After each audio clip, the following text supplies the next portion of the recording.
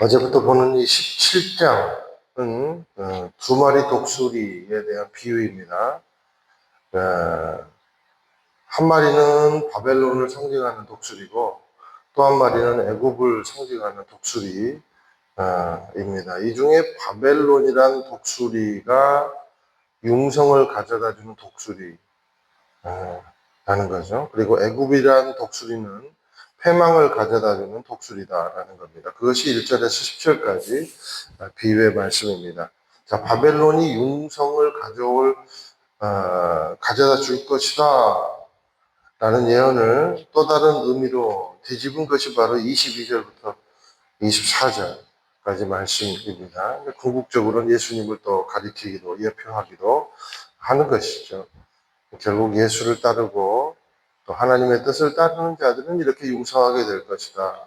그런 의미입니다. 그러니까 바벨론에 끌려가서 포로로 순종하고 살게 되면 너희들이 나라를 일으키고 그 포로들로 인해서 오히려 예루살렘에 남아있는 사람보다 포로로 끌려간 자들을 통해서 이스라엘이 회복되고 융성하게 될 것이다 라는 그런 의미입니다. 그러니까 하나님이 끌려가라 그러면 그냥 이성을 다 내려놓고 아유 죄인이 무슨 할 말이 있겠습니까? 알아서 하시죠. 그리고 포기하고 끌려가면 하나님이 대책을 세울 것이다 라는 것입니다. 그런데 오늘 본문에 하나님의 말씀에 정면으로 불순종해서 유다를 망하게 하는 그런 한 사람의 왕이 있었다는 겁니다. 그가 바로 시드기야였다라는 겁니다. 그게 1절에서 17절까지 말씀이에요. 자, 시드기야는 유다 마지막 왕으로서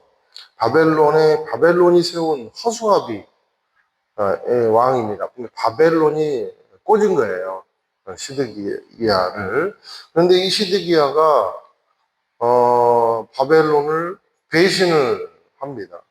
자기 딴에는 외교력을 발휘한다고 바벨론을 배신하고 어디에 달라붙습니까? 애굽이란 독수리에 달라붙었다. 쉽게 얘기하면 그 얘기죠. 애굽의 친애굽 정책을 썼다라는 겁니다. 그 결과 우리가 너무나도 잘 아시는 대로 바벨론이요. 그 시드기야가 그냥 죽습니까? 눈이 뽑혀요. 그렇죠? 그리고 손에 철사가 묶여가지고 바벨론으로 끌려가서 오늘 말씀대로 짐승만 또 못한 삶을 살다가 죽게 된다라는 겁니다. 이 시드기야 때문에 결국 바벨론은 유다의 예루살렘을 아주 척토화시켜 버린 것이죠. 그래서 예루살렘을 쑥대밭되게 만든 그런 불쏘시개 역할을 한 사람이 시드기야 왕이었다라는 것을 이제 예언으로 비유로 이렇게 이제 가르쳐주고 있는 겁니다. 이런 비극적이고 수치스러운 일이 왜 일어났을까라는 것이 중요해요. 18절, 19절 한번 우리 같이 읽어보실게요. 18절, 19절입니다. 시작. 그가 맹세를 무시하고 언약을 어겼다. 그가 맹세를 하고도 이 모든 일을 저질렀기 때문에 그는 피신하지 못할 것이다. 그러므로 나주 여호와가 이렇게 말한다. 내 삶을 두고 맹세하는데 그가 무시한 내 맹세와 그가 어긴 내 언약을 내가 그의 머리에 갚을 것이다. 이게 무슨 말입니까? 그러니까 놀랍게도 이 언약은 그러니까 바벨론과 시드기야 둘 간에 맺은 언약은 둘 간에 맺은 언약이 아니고 하나님으로 맺은 언약이다 라는 것이었다는 거예요. 왜냐하면 시드기야가 바벨론하고 언약을 맺을 때 하나님의 인도분으로 언약을 맺었거든요. 그러니까 이것은 누구하고 맺은 언약입니까? 하나님과 맺은 언약이기 때문이다라는 겁니다. 그러니까 이걸 정리해서 말하면 결국 바벨론 포로 계획은 하나님의 계획이었다는 거예요.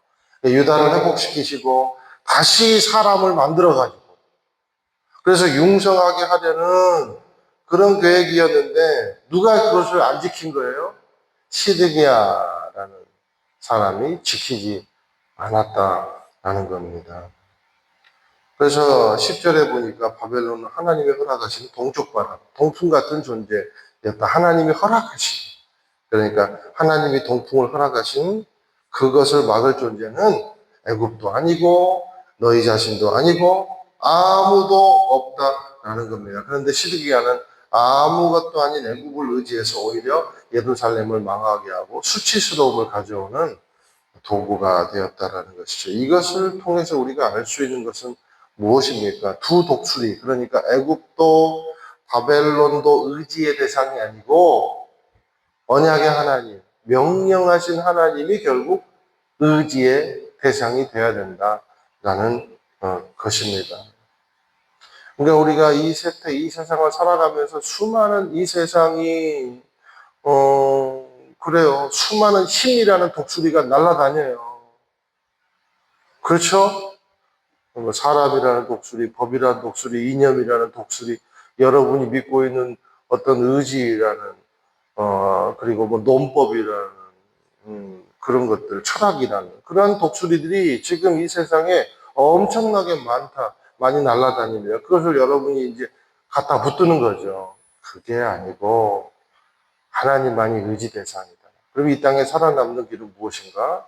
수많은 힘을 의지하는 것이 아니고 하나님을 의지하는 것이 융성케 되는 비결이더라 라는 것을 가르쳐주기 위함인 거죠. 하나님이 말씀하시면 그냥 순순히 끌려가고 하나님이 기다리라 그러면 믿고 기다리는 것이 하나님의 뜻인데 내가 그냥 내 머리를 쓰고 내 지략을 믿고 사람을 의지하고 더 힘세 보이는 그것을 의지하면 그 힘은 하나님의 힘을 절대로 감당하지 못하더라라는 것이죠. 결국 무엇입니까? 하나님의 말씀만이 답이더라라는 겁니다. 자, 절망이 왔을 때는요, 우리가요, 계산기를 내려놔야 합니다. 내 생각, 내 의지가 방패라고 생각하면 오히려 망하게 되더라라는 것입니다. 자기 꾀는요, 한 자릿수예요. 그런데 하나님의 방법은요, 모래알 수예요. 우리가 바닷가에 모래알을 셀 수가 있겠습니까? 세다가 죽겠죠. 세려고 마음먹은 사람. 그렇지 않겠습니까?